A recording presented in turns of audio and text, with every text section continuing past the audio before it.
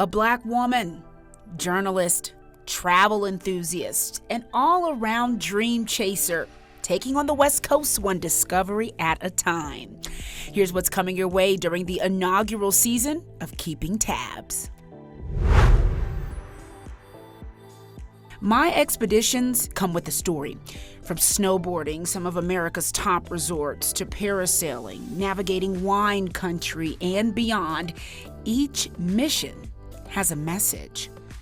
But first, let's navigate through the roadmap of my life. I'm Tabnie Dozier, and storytelling is what I love. I knew from my early days growing up in Lexington, Kentucky, that I wanted to be on TV. Robin Roberts and Oprah Winfrey are a few of my sheroes.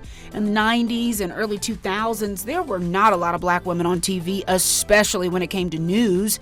Seeing those women inspired me because I know how 9 and 10-year-old Tabnie felt seeing Robin Roberts start her day on Good Morning America. I wanted to carry that torch and inspire other Black and brown little girls. I played high school basketball, and every time the local news came out for coverage, I made sure they saw my face and jersey number. With hopes of going to play college ball, I actually ended up tearing my ACL 6 games into my senior season.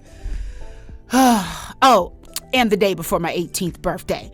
I was really hoping to follow my shero's footsteps and play basketball like Robin, and then get into sports journalism as she did decades ago on ESPN. But thank goodness my parents stayed on me about my grades. I was blessed with a full academic scholarship to Western Kentucky University, graduated in 4 years flat, cum laude, might I add, with a degree in broadcast news and minor in Spanish. Fast forward to that coveted college degree, I just knew the calls would be coming, honey. Not. It took me 36 no's to land my first yes. I began my journalism career in Evansville, Indiana, 3 months after graduating. Ironically, but honestly, as I recognize the power of God, this is my second home, where my parents grew up, and a majority of my family still lives to this day. So I lived with my grandparents, who I call Mimi and Pawpaw, to get started, just a few blocks away from my paternal grandmother as well. 3 years later, I continue climbing the ladder and make a move to a bigger city, the Derby City, Louisville, Kentucky, baby. Oh, say it with me. Louisville. Very good. Well, this is where I became a big girl, seriously. I'm talking major breaking news. The death of the magnificent and incomparable Muhammad Ali, who grew up in the west side of town. The U of L basketball sex scandal leading to the 2013 championship banner being taken down. And the captain of the weekend morning show shift with no managers or guidance, but the best crew in that entire building. Well, of course, this was a 1-hour drive to my hometown of Lexington. I was in a relationship that blossomed from my sophomore year of college and beyond. This seemed like the dream. It wasn't. If Louisville taught me anything, it's that complacency is the killer of ambition. And you need to go where you're appreciated, not tolerated. Long story short, y'all, management at this station was absolutely horrendous. The relationship became too rocky, and I was very unhappy. My time was up at work, separated from my then partner, put my belongings in a storage unit, and cried and crawled back home to my mom with no clue of what was next. I often hear when you're uncomfortable, that's when God is doing his best work. And going from interviewing celebrities during Kentucky Derby weekend to being back in my childhood home was far from ideal. I look back and realize this time was so precious because something bigger and better was on the way.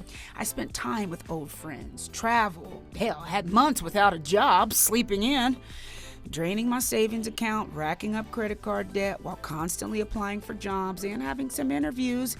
Being home was to remind me of where I came from, but where I did not want to stay.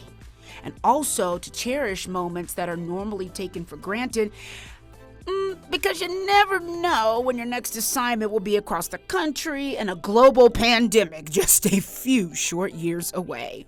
The call from Reno was while I was heading to Cancun, Mexico for my mommy's 50th birthday. I told my now boss I was going out of town, gave him some dates upon my return.